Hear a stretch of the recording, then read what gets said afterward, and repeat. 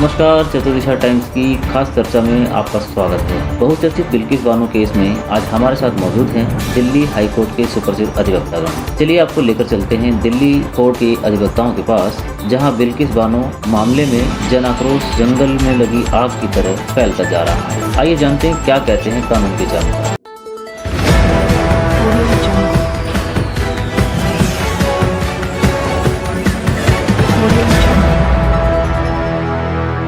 ये सरकारें संविधान के मार्फत चलेंगी, ये न्यायपालिका कार्यपालिका ये संविधान के माध्यम से चलेंगी, या जो पॉलिटिकल पार्टी जो नए नजीर पेश कर रहे हैं उसके साथ चलेंगी। जो राष्ट्र जो भारत है वो राज्यों का एक संगठन है। अपने आप में इंडिया जो है कोई हिंदू राष्ट्र नहीं है। इतना गंभीर अपराध होने के बावजूद उनको कन्विक्शन है कि उनका मालाओं से स्वागत किया गया। जिन लोगों ने स्वागत किया है उनकी माता, उनकी बहनें और उनकी बेटियां स्वागत करें, और उनको बताया जाए यही लोग गैंग रेप करेंगे, महिलाओं के साथ उत्पीड़न करेंगे और उनके बच्चों को माताओं के साथ यही हत्या करेंगे, और ऐसे ही लोगों के लिए स्वागत के लिए आपने तैयार है।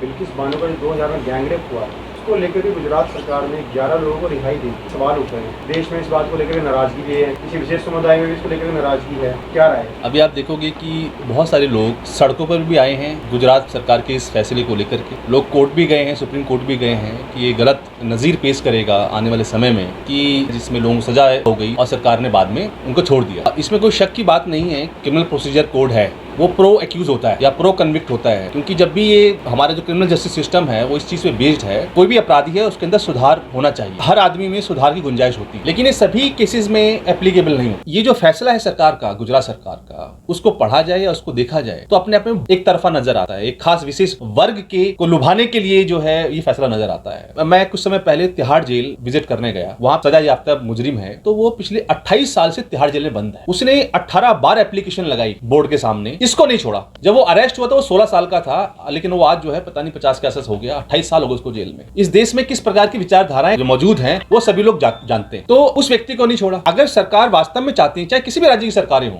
राजीव गांधी मर्डर केस के जो हत्या हुई थी उसके अंदर बहुत सारी पेचीदगियां थी, वो आज भी जिंदा हैं। लेकिन किस तरीके से सुप्रीम कोर्ट ने अपनी भूमिका निभाई, किस तरीके से तमिलनाडु सरकार ने अपनी भूमिका निभाई, आज भी वो मसले चल रहे हैं। लेकिन ये जो बिल्किस बानो का जो मुकदमा है, जिसने देश उस समय के जितने भी संवेदनशील व्यक्ति थे उनकी रूह को जो है झंझोड़ दिया था। सर, गैंग रेप हुआ, आरोप भी लगे, साबित भी हुआ, रिहाई भी हुई उनके परिजनों की, अब उनको बेल मिल गई है। इसको लेकर नाराजगी कई विशेष समुदाय में भी है और आम लोगों में भी है, इस बारे में कुछ बताएंगे? बिल्किस बानो का मुकदमा, अगर हम इसी केस की बारे में बात करें, इसके जो अगर आप फैक्ट्स देखेंगे, तथ्य देखेंगे, तो वो अपने आप में बड़े गंभीर हैं। एक आम आदमी की जो है जो चेतना है, जो रूह है, वो कांप जाती है कि किस तरीके से ये रेप किया गया। उसके जो इफेक्ट हैं वो आज भी वहां की हवाओं में मौजूद हैं। उसका इफेक्ट देखिए, जब ये लोग रिलीज हुए, सरकार ने जब उनको छोड़ा तो उनका स्वागत किया गया। ये किस प्रकार की नजीर आप पेश करना चाहते हैं? और ये पहली घटना नहीं है, पिछले सालों के अंदर, चाहे उत्तर प्रदेश की घटना हो चाहे दूसरे राज्य की घटना हो, जहां पर ये वर्तमान जो बीजेपी की गवर्नमेंट है, जहां पर भी वो है, जो हत्या के मुकदमे में कोई बल्कि सरकार को छोड़ रही है, बलात्कार के मुकदमे में वो छेड़ रही है, उनका मालाओं से स्वागत किया जा रहा है। क्या बताना चाहते हैं आप कि आपका रूल चलेगा, रूल ऑफ लॉ नहीं चलेगा? सर, इससे पहले निर्भया कांड भी दिल्ली में हुआ, सजा मिली, सजाए मौत की सजा मिली, इन लोगों को बरी कर दिया गया है। क्या लगता है सुप्रीम कोर्ट से संज्ञान भी ले रहा है? उसमें सुभाषिनी अली हैं और एक दो लोग और हैं जिन्होंने सुप्रीम कोर्ट में याचिका दायर की है कि ये गलत फैसला सरकार ने लिया है और ये गलत मैसेज देगा पूरे समाज को, तो इस पे संज्ञान लें। तो सरकार ने, कल सुप्रीम कोर्ट ने ये बात कही कि हमने रिलीज करने के ऑर्डर नहीं किए थे, हमने ये नहीं कहा था कि आप उनको छोड़ दो, हमने आपसे कहा था कि पहले आप इनकी चर्चा करें, इसके बारे में सोचें, उसके बाद कोई फैसला लें। तो सुप्रीम कोर्ट ने अपना स्टैंड पूरा क्लियर किया है कि हमने इनको राज्य को, गुजरात राज्य को ये डायरेक्शन नहीं दी कि उनको रिलीज करिए। ये जो सुभाषिनी अली की जो पिटीशन है उसको एडमिट किया है, सरकार को नोटिस किया, उससे जवाब मांगा है कि इस ग्राउंड पर उन्होंने छोड़ा है, तो वो देगी, सफाई देगी गुजरात गवर्नमेंट जो भी वो हुआ है। लेकिन ये अच्छा है कि एटलीस्ट सुप्रीम कोर्ट ने वो एक्सेप्ट किया है। इससे मालूम चलता है कि आज भी जो आम लोगों को जो विश्वास है न्याय प्रक्रिया के अंदर वो जिंदा है, और सुप्रीम कोर्ट ने अच्छा फैसला किया है 432 है सीआरपीसी का, जिसमें स्टेट गवर्नमेंट को पावर दी गई है कि वो जो लोग सजा याफ्ता है उनको छोड़ सकते, उसी कंडीशन है। उसमें एक वर्ड है मे मतलब हो भी सकता है, नहीं भी हो सकता है। जो मे वर्ड है ये किस तरीके से प्रयोग किया जाता है वो डिपेंड करता है कि आप बचपन से कौन सा स्कूल कैरी करके लेके गए हो अपने दिमाग के अंदर। ये जो मे वर्ड है इसका मिसयूज किया गया है गुजरात सरकार के द्वारा। ऐसा तो है नहीं गुजरात में सिर्फ ये जो 11-12 लोग हैं, सिर्फ यही वहां पर जो सजा याफ्ता है, हजारों लोग वहां पे बंद हैं। क्या सरकार ने उनके लिए फैसला लिया? किसी दूसरे राज्य में फैसला लिया? नहीं। तो ये अपने आप को दिखता है कि आप ऐसे घटनाएं करिए, हम आपके साथ खड़े हैं, 10-12 साल की सजा होगी, फिर आप बाहर आ जाएंगे। आपको लगता है, आपके कहने का मतलब ये कि सरकार जो है एक तरफा फैसला ले रही है? डेफिनेटली, अगर आपको करना ही है तो आप ये दिखाइए ना, पूरे देश को मालूम होना चाहिए कि सभी राज्य सरकारें इतनी बेहतर हैं कि वो इंसानों के बारे में सोच रही हैं कि इन्होंने 10 साल काट लिए, 20 साल काट लिए, इनके अंदर सुधार हो चुका है, इनको बाहर रिलीज कर दीजिए। आप जेल जाके देखिए, जो सुधार किया जाता है जेल के अंदर, जेल अथॉरिटी के द्वारा, सरकार के द्वारा, वो जीरो है। आप लोग आज नाराजगी जाहिर कर रहे हैं, और भी लोग इस बात को लेकर खड़े होंगे? डेफिनेटली, देखो, जिसके अंदर चेतना जिंदा है, जो कॉन्शियस जिसके अंदर है, जो रूल ऑफ लॉ में विश्वास करता है, उनको आगे आना चाहिए। सवाल ये है कि हम किस शासन में विश्वास करते हैं। जो राज्य सरकारें चला रही हैं, जो पॉलिटिकल पार्टीज, क्या हम उनकी बात मानना चाहते हैं? जो संविधान में लिखा हुआ है कि ये सरकारें संविधान के मार्फत चलेंगी, ये न्यायपालिका, कार्यपालिका, जो पालिकाएं हैं, ये कानून, ये संविधान के माध्यम से चलेंगी, या जो पॉलिटिकल पार्टी जो नए नजीर पेश कर रहे हैं उसके हिसाब से चलेंगी? जिनको लगता है कि इस देश के अंदर विधि का शासन स्थापित होना चाहिए, उनको आगे आना चाहिए और इस प्रकार के जो राज्य के फैसले हैं उनकी खिलाफत करनी चाहिए। देश को हिंदू राष्ट्र बनाना है और इसके लिए संविधान के अंदर संशोधन करना है। हिंदू राष्ट्र बना दिया जाएगा और देश में संविधान के अंदर संशोधन कर दिया जाएगा। नो डाउट, ये जो सांप्रदायिक ताकतें हैं इस मुल्क के अंदर, वो चाहती हैं कि इस देश के अंदर जो हिंदू राष्ट्र की एक कल्पना जो है वो लोगों के सामने रखें। हिंदू राष्ट्र जिस प्रकार की बातें करते हैं, वो इतना आसान नहीं है, क्योंकि जो मेजोरिटी है, जो बहुसंख्यक है इस मुल्क के अंदर, वो आज भी संविधान में विश्वास रखता है। और वो संविधान में ऐसा कुछ नहीं है, ऐसा कुछ अमेंडमेंट लेकर के आएंगे कि आप इसको हिंदू राष्ट्र बना देंगे, क्योंकि जो संविधान की जो बुनियाद है, जो उसकी प्रस्तावना में लिखी हुई है, वो है सेकुलर, धर्मनिरपेक्षता। पार्ट 3 जो देखेंगे कॉन्स्टिट्यूशन का, उसके अंदर साफ साफ लिखा हुआ है कि जितने भी जो माइनॉरिटीज हैं उनको सारे वो राइट उपलब्ध हैं। तो हमारे देश की जो संरचना है, खासकर हमारे संविधान की जो संरचना है, वो अपने आप में धर्मनिरपेक्ष है, उसको इतनी आसानी से खत्म नहीं किया जा सकता। संविधान है, संविधान की तरफ चलेगा और ऐसे कोई नहीं होने वाला कि जो है ये ला करके इसको हिंदू राष्ट्र बना देंगे। ये हिंदुओं का राष्ट्र नहीं है। अनुच्छेद 1 पढ़ना चाहिए संविधान का, जिसके अंदर लिखा हुआ है कि ये जो राष्ट्र, जो भारत है, वो राज्यों का एक संगठन है, यूनियन ऑफ स्टेट्स है। अपने आप में इंडिया जो है कुछ कोई हिंदू राष्ट्र नहीं है। सांस्कृतिक विरासतें हैं, हमारे जो कल्चर हैं उसके अंदर डाइवर्सिटी है, लैंग्वेज की डाइवर्सिटी है, कलर्स की डाइवर्सिटीज है, और जो अलग अलग कल्चर हैं उसका मिला हुआ रूप है हमारा मुल्क। तो इसलिए आसानी से ये खत्म नहीं होने वाला। और लोग आते हैं, जैसे अभी बात कर रहे थे कि जो निर्भया का केस हुआ, सभी लोग आज सड़कों पर आए ना। सरकार को मजबूर होना पड़ा और जस्टिस जे.एस. वर्मा कमेटी को उन्होंने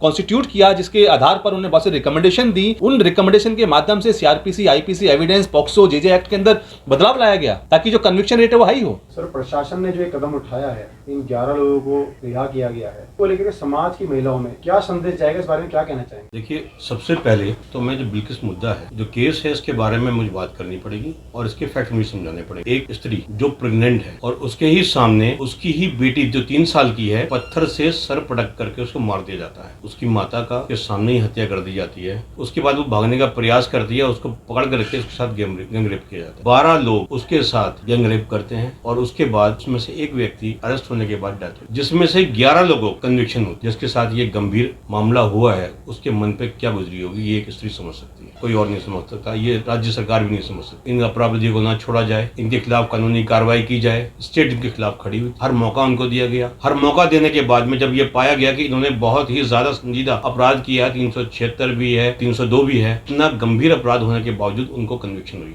11 लोगों को कन्विक्शन यानी उम्र कैद। उम्र कैद का मतलब टिल डेथ। जिस वक्त में निर्भया कांड नहीं हुआ था, फांसी का प्रावधान बाद में आया और उसमें गंभीरता लिया गया। अगर उस समय पर भी फांसी का प्रावधान होता तो इतना स्टेट ने इतना गंभीर आरोप लगाया था, इतना गंभीर तरीके से उसको किया था कि इनको फांसी ही होती। यानी उस समय फांसी का प्रावधान नहीं था तो उनको उम्र कैद दी गई। उम्र कैद के बाद में इनको जल्दी छोड़ा जा रहा है, 11-12 साल में ही छोड़ा जा रहा है। इनको रेमिशन में इनको छोड़ा जा रहा है। रेमिशन क्या इनके ऊपर लागू होती है? प्रोसीडिंग कंप्लीट की गई है, प्रोसीडिंग भी कंप्लीट नहीं की गई है।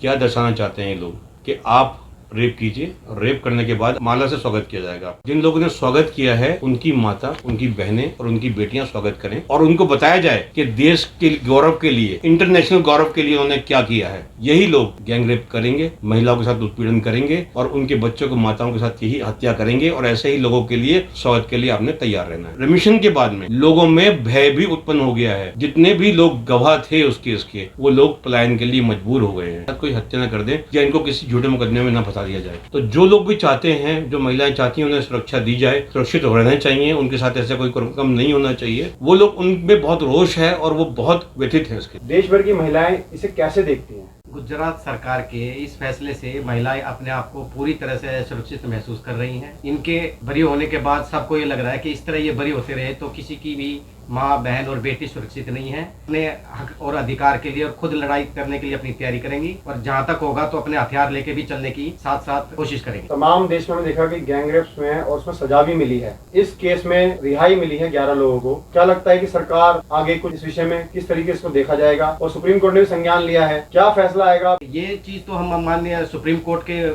जो नोटिस हुआ है उस पर छोड़ते हैं कि आने वाले टाइम में किस तरह का ऑर्डर आने वाला है या किस तरह का फैसला आएगा, और हम सुप्रीम कोर्ट को अपना सम्मान देते हैं। वो जो संज्ञान लेंगे इस बात पे, नोटिस पे जवाब आने पे, उसका इंतजार करेंगे। देखिए, मामला उच्च न्यायालय में विचाराधीन है और हमें संविधान पे पूर्ण विश्वास है, लेकिन सरकार जो केंद्र में है वो किसकी है आपको पता है। गुजरात सरकार है, किसकी सरकार है ये भी आपको पता है। वो कहते हैं कि बेटी पढ़ाओ बेटी बचाओ। सरकारी स्कूल बंद किए जा रहे हैं, बेटी को पढ़ने नहीं दिया जा रहा है और गैंगरेप करने वाले लोगों को छोड़ा जा रहा है। महिलाओं के साथ सिर्फ और सिर्फ विपरीत रूप से जो दिखा रहे हैं, जो कह रहे हैं, विपरीत इनके विचार हैं। विचार इनके बिल्कुल ऐसे जा रहे हैं कि जो कह रहे हैं वो कर नहीं रहे हैं और जो कर रहे हैं वो बता नहीं रहे हैं। इनकी नीयत में और इनकी करनी में बहुत अंतर है और ये देश इस तरीके से जा रहा है, नीचे की ओर गर्त में गिरता जा रहा है। लोग आज चुप हैं। कल 300 रुपए गैस पर बोलते थे, आज 1000 रुपए गैस पर नहीं बोल रहे लोग। सब लोग खामोश है, खामोशी छाई हुई है। देश बिक रहा है और देश पूर्ण तरीके से गुलाम बनाया जा रहा है। सुरक्षा की दृष्टि से भी गुलाम बनाया जा रहा है, शिक्षा की दृष्टि से भी गुलाम बनाया जा रहा है। बाकी सब हम सुप्रीम कोर्ट पर छोड़ते हैं। भारत सारे अपडेट्स के लिए सब्सक्राइब करें और बेल आइकन को क्लिक करें।